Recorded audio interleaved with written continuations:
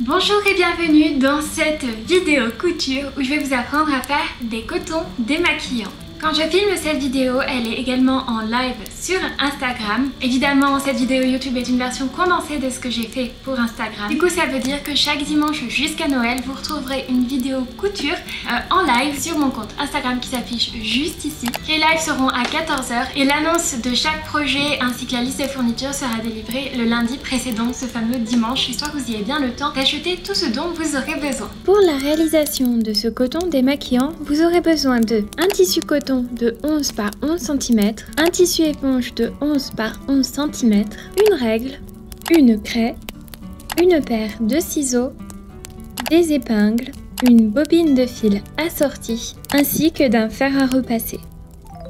Et là, je lance le direct. Rejoignez tranquillement le live. Est-ce que vos tissus et votre boisson chaude est prête? Enfin, sont prêts du coup. C'est le plus important. Alors, la première étape, ça va être de tracer sur notre tissu deux petits traits. Alors le mieux, c'est que si vous y arrivez, vous le faites sur votre tissu éponge. Mais comme ça trace très mal, je pense que la majorité vont le faire sur ce tissu-là. Vous allez les tracer sur l'envers du tissu. Donc, vous tracez deux petits traits comme ceci. L'étape d'après, c'est de mettre vos morceaux de tissu endroit contre endroit. Donc encore une fois, là, l'endroit, c'est cette partie-là. Et sur celui-ci, souvent il y a un côté plus doux et l'autre un peu plus rugueux. Donc le côté rugueux, normalement, c'est l'envers du tissu et le côté doux, c'est l'endroit du tissu. Après, comme je dis, si vous voulez faire des lingettes qui sont un tout petit peu plus exfoliantes, n'hésitez pas à utiliser l'envers ou jongler, en faire une sur l'endroit, une sur l'envers, etc. Donc là, on a le côté tout doux et là le côté un peu plus rugueux. Après, comme je dis toujours, si jamais là c'est, vous voyez, c'est évidemment l'endroit du tissu, mais si jamais par curiosité vous préférez l'envers, vous trouvez ça plus joli, n'hésitez pas à utiliser l'envers comme endroit. Enfin, c'est vous qui décidez finalement. Alors, du coup, pour épingler, vous mettez donc vos tissus bien en face. Je pose, je montre aussi la caméra, endroit contre endroit, et vous allez prendre vos épingles ou vos pinces et vous allez épingler tout autour, sauf entre ces deux traits. Donc comment est-ce que moi j'épingle? Comment est-ce que je trouve que c'est le plus pratique? J'épingle comme perpendiculaire au bord du tissu avec le petit, la boule, le petit truc là vers l'extérieur. Ce sera plus facile pour vous de les retirer par la suite et vous avez moins de risque de tomber dessus avec l'aiguille. Moi, il faut savoir que j'enlève systématiquement mes épingles quand je couds à la machine. Et là, vous allez épingler tout autour. Alors moi, souvent, quand je le fais faire, je mets 2-3 épingles par côté, hein. Pas besoin de plus. Je vous vois ceux qui épinglent à chaque centimètre, mais sachez que sur ce genre de projet, c'est pas obligatoire. Petite astuce, ne mettez jamais une épingle dans un angle. Si vous le mettez à 1 cm ou moins, il vous gênera lorsque vous allez tourner. Donc moi, ça donne ceci. Aussi, n'hésitez pas, alors pour ceux qui ont encore du mal à coudre tranquillement à 1 cm du bord du tissu, à prendre votre règle et à tracer tout autour du coup de ça à 1 cm du bord, sauf entre les deux traits, pour que vous puissiez coudre facilement sur la ligne. Quand on débute, ça peut être une très bonne idée. Bon, on a mis les épingles, c'est moins facile, mais le tout c'est de se faire une sorte de petit guide, si jamais. Alors, pourquoi je voulais commencer avec les lingettes démaquillantes? Tout simplement parce que c'est un projet que je propose très souvent à mes débutants parce que je trouve que c'est une bonne méthode d'apprentissage. Parce qu'on voit pas mal de choses, donc coudre droit, faire les angles, retourner, etc. Dégarnir les angles également. C'est un projet, on en fait un, une fois qu'on sait le faire, on peut en faire plein d'autres. Et du coup c'est bien quand on débute parce qu'on peut voir vraiment son évolution par projet. Je trouve ça juste génial en fait. Évidemment, n'hésitez pas à m'envoyer des photos de vos réalisations, ça me ferait trop plaisir de vous repartager et de voir en fait, déjà de base de voir ce que vous faites. Ce qui est bien, comme on a tous plus ou moins pris une petite boisson chaude, c'est que vraiment ces petits temps de pause en attendant que tout le monde finisse, c'est idéal pour boire. Donc maintenant, nous allons coudre à 1 cm du bord. Donc comment est-ce qu'on voit 1 cm du bord sur notre machine à coudre? Pour ceux qui ne le savent pas, c'est souvent le premier trait qui est tracé sur votre petite grille qui est là. Normalement vous voyez. Si jamais vous avez un doute, vous prenez une règle, un mètre ruban et vous regardez quelle ligne correspond à 1 cm, c'est-à-dire que vous calculez la distance entre votre aiguille et les lignes pour savoir laquelle suivre. On va commencer du coup à coudre. Tout ce qui est épingles, ciseaux, craie, etc. mettez-le toujours à droite de votre machine à coudre parce que si jamais c'est là que se passe le plus de choses, il y a plus de risques que ça se renverse, donc toujours à droite. On va mettre notre bord du tissu contre le premier trait, vu que c'est souvent celui-ci. Et on va commencer aussi à un des deux traits, donc ça va... En fait, ce qu'on va faire, c'est qu'on ne va pas coudre au milieu. Donc on va commencer ici de ce trait-là pour faire le tour et rejoindre l'autre. Donc on commence ici, on commence pas de l'autre, hein, parce que si on commence de l'autre, ben, on ferme directement l'endroit qu'on avait laissé ouvert. Quand on commence à coudre, on tient les deux fils, donc le fil du haut et le fil de canette. Moi j'enlève tout de suite ma première épingle et je vais faire 3 petits points en avant à la machine. Je ne pousse jamais mon tissu, je ne le tire jamais, je ne fais que le guider. Et là on va commencer les 3 premiers petits points. 3 petits points en avant. Ensuite j'appuie moi sur mon bouton marche arrière et j'appuie sur la pédale et je reviens sur ces 3 petits points. Si je fais ça, c'est pour maintenir le fil. En couture traditionnelle, on fait un nœud au début, un nœud à la fin. Et là, en couture avec la machine à coudre, on a aussi besoin de faire ça. Et c'est cette action qu'on vient de faire qui va servir à maintenir le fil. Donc maintenant, je vais avancer jusqu'à quasiment le bord de mon tissu. Je vais essayer d'évaluer pour m'arrêter à 1 cm du bord. Tout en suivant sur le côté du coup bien 1 cm. Une fois que je suis arrivée à quasiment 1 cm du bord, je laisse l'aiguille planter ou je la plante si ce n'est pas déjà fait. Je lève mon pied presseur, je pivote mon tissu, je baisse le pied presseur. Si on est bon, normalement, le bord du tissu s'est recalé tout seul sur le premier trait. Si ce n'est pas le cas, quand vous allez recommencer à coudre, vous allez essayer de le replacer doucement sur le premier trait. Et c'est reparti.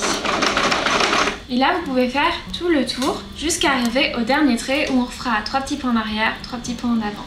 Donc là, pareil, je m'arrête à peu près 1 cm du bord, je lève, je garde l'aiguille plantée, je pivote et je baisse le pied. Petite astuce, quand on débute, on a tendance à avoir tout le temps le pied sur la pédale. Donc dès qu'on arrête de coudre comme là, quand je m'arrête puis que je lève le pied, j'enlève mon pied de la pédale. C'est comme si je mets mes pieds ailleurs et je tourne, etc. avant de réappuyer. Parce que le problème de déplacer des choses au niveau de l'aiguille, c'est qu'on risque de se faire mal si on appuie sur la pédale. Et quand on débute la couture, souvent on a tendance à avoir le pied vachement sur la pédale. Hop, moi je le fais au volant là. On lève, on tourne, on baisse et on va arriver au deuxième trait. Donc on va aller jusqu'au dernier trait et on s'arrête à son niveau. Une fois arrivé à son niveau, on plante l'aiguille, on appuie sur le bouton marche arrière. Alors sur la mienne, j'ai aussi besoin d'appuyer sur la pédale pour aller en arrière. On fait 3 petits points en arrière, moi je refais 3 petits points en avant et on est bon. Pour sortir tranquillement le projet de la machine à coudre, je tourne le volant, alors on tourne toujours vers soi et je fais en sorte que le petit truc là qui monte et qui descend soit en haut, prêt à redescendre. Ensuite, je lève le pied presseur et je pousse en arrière. Donc ici sur certaines machines à coudre on a un coupe-fil, ce qui permet de couper les fils. Donc là je vais toujours laisser au moins 15 cm de fil. Je coupe. Alors si je laisse 15 cm de fil, c'est pour éviter que ça se désenfile de l'aiguille au début des coutures. Et maintenant on va couper les fils. Alors moi j'ai enfin investi dans un coupe-fil, je n'en avais pas, je sais tout au ciseau. Et on va couper à ras de la couture. On va dégarnir les angles pour que lorsque l'on retourne, ce soit plus joli, pour que ça ne fasse pas de petites boules à l'intérieur.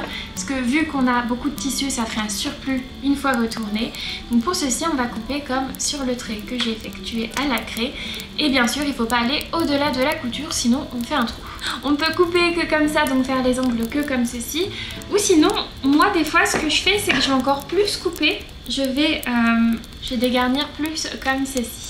Donc une fois qu'on a coupé, on retourne notre petite lingette par le trou qu'on a laissé. Vous pouvez essayer déjà de retourner au doigt bien les angles. Si jamais ça suffit pour vous, c'est très bien. Sinon, ce qu'on peut faire aussi, moi j'ai acheté un truc spécialement pour ça, pour bien retourner comme on veut, donc pour s'aider. Sinon, prenez une baguette, un truc comme ça, assez pointu. Alors pas trop pointu parce que vous pourrez transpercer votre tissu et c'est pas du tout le but, surtout que il a été fragilisé vu qu'on a coupé un petit peu au bord. Donc après avoir retourné les angles, ça donne ceci. Et ensuite, c'est là où vous allez comprendre pourquoi pour moi les épingles de tête en fer c'est toute ma vie. Pour ceux qui peuvent, qui ont un fer à repasser à proximité, moi vraiment le fer à repasser c'est l'extension de ma main quand je couds. Je l'utilise quasiment parfois autant sur certains projets que ma machine à coudre. Donc je vais prendre mon tissu, je vais le plier, donc là où il y a le trou, faire comme si c'était fini. Et je vais mettre 2 épingles en fer pour bien l'épingler, bien le maintenir. Donc comme ceci. On y va.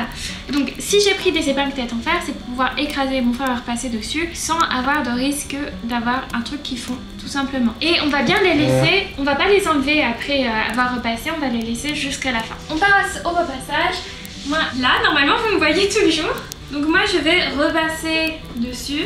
Je vais bien écraser et je vous présente mon magnifique beluga parce que ce n'est pas un fer à repasser comme vous pouvez le constater, c'est juste un beluga. Et j'écrase bien comme il faut, que ce soit bien ma part. Cette organisation, je suis admirative. Moi qui suis jamais organisée, ça s'appelle un miracle, pas une organisation.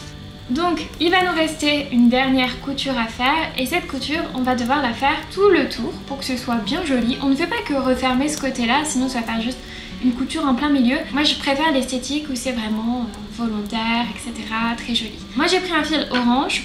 C'est-à-dire que de ce côté-là, la couture ne se verra pas, mais de celui-ci, oui. Je le fais volontairement parce que j'ai envie d'avoir une jolie couture. Si vous avez peur de ne pas être régulier, je vous conseille de plutôt assortir du coup votre fil à ce tissu-là et pas celui-ci. Parce que tout simplement, comme c'est un tissu épais avec des petits pilou-pilou, la couture se verra moins dessus. Genre elle va un peu être absorbée par l'épaisseur du tissu. Enfin, vous verrez de toute façon quand vous le ferez. Donc là, il nous reste une couture à faire, on va faire, mais par contre on va pas le faire à 1 cm du bord, sinon ça servirait à rien, on refermerait pas ça. Donc soit on le fait à 5 mm, donc 5 mm ce qu'on considère généralement comme 5 mm c'est le bord du pied presseur, mais en réalité c'est plutôt 7 mm. Ou sinon on le fait carrément nervure, donc nervure c'est à 1-2 mm du bord. Faites en fonction de ce que vous vous sentez le plus à l'aise. Dans tous les cas, le plus important c'est de faire plus court que ce qu'on a fait avant pour bien maintenir. Moi je préfère le faire nervure, donc pour le coup je prends jamais vraiment de point de repère. Je regarde un peu comment arrive le bord du tissu par rapport à ma deuxième lèvre de machine à coudre, enfin du pied. Et par contre, encore une fois, je ne commence pas dans les angles parce que les angles, c'est relou. Voilà. Et là, du coup, je vais commencer et je vais faire exactement la même couture qu'avant, sauf que je ne m'arrêterai qu'en retombant sur mes points d'avant. Quand on fait une couture où on fait tout le tour comme celle-ci, on n'est pas obligé de faire un point d'arrêt au début. L'important, c'est de le faire à la fin parce qu'on va repasser de toute façon sur ces fils. Attention, Hécate arrive. Vas-y, Hécate. Allez, viens là. Viens, montre ta bouille. Tu es une star, Hécate, tu le sais. Bon, je finis ma couture. Tu me laisses finir, Hécate? J'ai le droit de finir?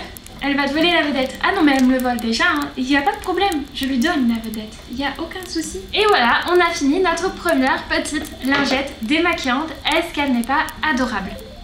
Bon, et bien j'espère que cette vidéo vous aura plu, que votre lingette vous aura plu. N'hésitez pas à partager en story ou par message sur Instagram vos petites réalisations, que je puisse voir ce que vous avez créé grâce à mon tutoriel. Je serai trop contente de voir ça. N'hésitez pas du coup à être présent si possible au prochain dimanche couture. J'espère vous voir tout simplement. Si cette vidéo t'a plu, n'hésite pas à la liker, à la commenter en me disant si tu as déjà fait des lingettes démaquillantes et si tu as envie d'en faire. Et à t'abonner si ce n'est pas déjà fait pour plus de conseils, couture, rétro, lifestyle, en fait pour plein de choses. Moi sur ce, je vous embrasse et je vous souhaite une excellente journée. Des bisous. Ciao.